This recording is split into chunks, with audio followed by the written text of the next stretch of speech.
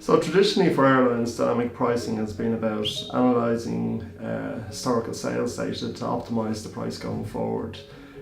What's changed recently is with new technologies and new algorithms, it's become much more real time. So as well as looking at sales data, we're also looking at current offer data being made and competitor data, combining all that to influence the price in real time.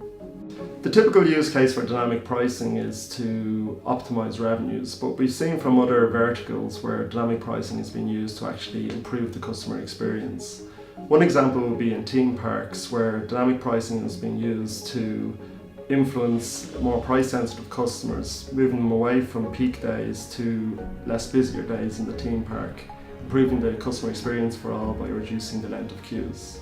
It also means the customers are more engaged, spend longer in the park, and increases the retailing opportunities.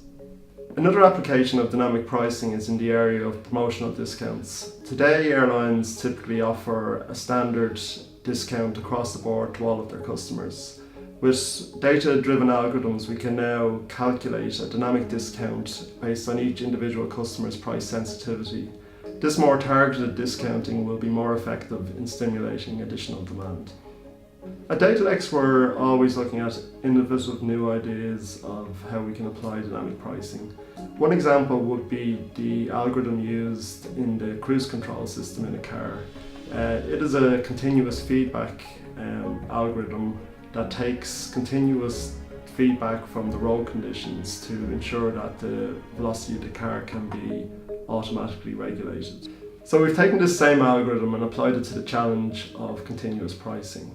Our continuous feedback loop captures sales data going through the system and feeds that back to the algorithm, which adjusts the price up or down in order to keep our sales on target.